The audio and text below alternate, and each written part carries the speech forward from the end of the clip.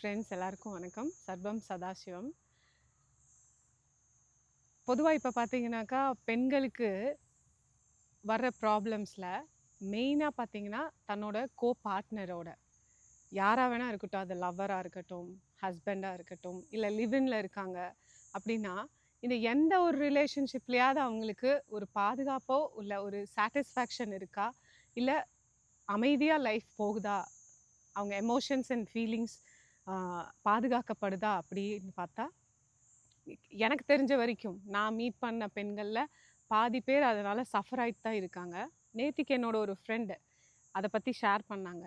அதனால தான் அதுலேருந்து ஒரு சில விஷயங்கள் எனக்கு மனசுக்கு பட்டதை தான் நான் இப்போ உங்களோட ஷேர் பண்ண போகிறேன். ஆக்சுவலாக பார்த்தீங்கன்னாக்கா ஆண்கள் அவங்களுக்கு என்ன தேவையோ, இல்லை அவங்களோட லட்சியங்களோ, இல்லை அவங்களோட வேலை என்னவோ, இல்லை அவங்களுக்கு என்ன தேவைகள் இருக்கோ அதை நோக்கி மட்டும்தான் ட்ராவல் பண்ணுவாங்க. ஒரு ஆண் எமோஷ்னல் கிடையாது.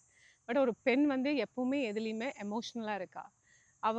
அவளுக்கு தன்னால் சுயமாக நிற்க முடியுது, தன்னோட சொந்த காலில் உழைச்சி படித்து அவள் ஓனாக சம்பாதிச்சு பிஸ்னஸ் பண்ண முடியுமா, ஒர்க் எல்லாமே அவங்க சக்ஸஸ் ஆகுறாங்க.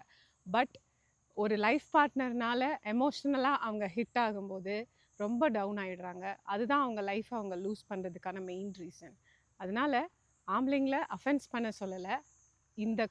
இதுதான் அவங்களோட இப்படி தான் இயல்பு, இப்படி தான் அப்படிங்கிறத ஒவ்வொரு பொண்ணும் புரிஞ்சு அவங்களோட லைஃப் பார்ட்னரோட அவங்க வாழ்க்கையை ரன் பண்ணும்போது அட்லீஸ்ட் அவங்க எமோஷன்ஸ் அண்ட் ஃபீலிங்ஸ் என்ன சொல்கிறது, பலகீனப்படாமல் அட்லீஸ்ட் இருக்கும்.